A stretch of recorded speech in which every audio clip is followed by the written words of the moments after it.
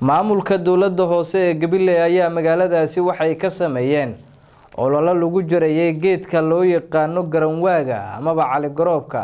faahfaahin warkan la xiriirtay waxay noo soo diray Maxamed Xasan Sheekh Maxamed Jubba maamulka dawladda hoose ee degmada Gabiley oo uu hogaaminayo gudoomiyaha golaha deegaanka ahna duqa caasimada Gabiley Mudane Maxamed Amiin Cumar Cabdi ayaa maanta magaalada Gabiley ee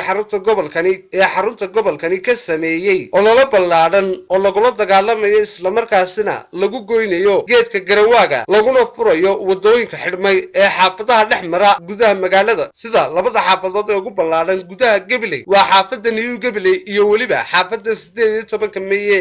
Maxamed Amiin oo ugu horeyn halkaas ka hadlay ayaa yiri mid waxa weey sida ay hadda cagafyaduba ay gacanta ugu hayaan ee kooligu ugu jiro inaynu marka hore intan magaalada dhexdeeda ku taala aynu jarno qorshaha labaad ee kalena waxa weey ka soo bixi doona geedku daweedin ka arkayo waa geed dhib badan weey sidoo u biqlayana si fudud oo aad iyo aad u fudud buu soo biqlaya marka qorshaha labaadna waa la dagaalanka geedaha soo noqonaya haddaba qorshaha labaad qorshahan koobaad waxa mas'uuliyadeeda qaaday dawladda hoose oo gacanta ku haysa haday cagafyo tahay iyo haday shaqaale tahay runtii dawladda hoose mas'uuliyadda qaaday oo kharashna ku bixisa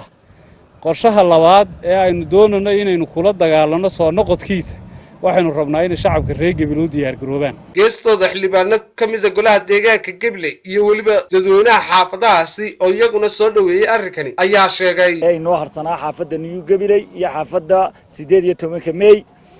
qorshaha iyagu wuxuu ahaa inaanu midgeeda kaga tagin afarta xaafadood ee magaalada Gabiley gaga lagu dheelaya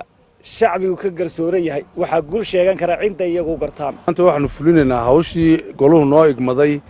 ee goluhu qorsheeyay ayuumaanu qayb kamid ah wadnaa waxaanu ku tala gashanahay inay si dib yar u dhamaato oo aanu hawsha ka farxalano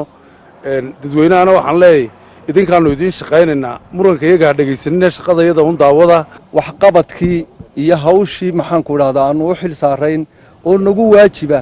mar kasta inaanu fulino oo laga kaco fadhiga taasa horta loo soo diyaar garoobay oo maanta taa muuqata hawshii uu goluhu noo igmaday garanwaaga iyo wada banaynta ahayd taasoo maanta imka aynu joogno xaafadii 18 May gudoomiye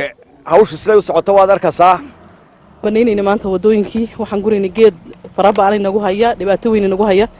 geedkaasi oo halku ka baxo aan waxna ka soo bixin doogii raray macdaalika u sababay dadka in xashiishka lagu soo guro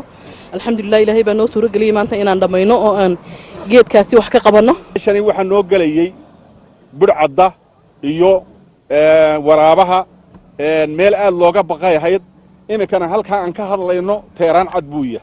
waxa mataqaana aanu mahad celinayna hawsha halka ay ka wadaan hadduu ay maayirkii yahay iyo hadday xildhibaanadii yihiin iyo hadday booliskii yihiin maanta halkan bay ku dhayihiin hawshuna si fiican bay u socotaa waa Maxamed Xasan Sheekh Maxamed Jubba muuqaal maqalka caalamiga Kalson TV gobolka Guinea ee magaalada Gabiley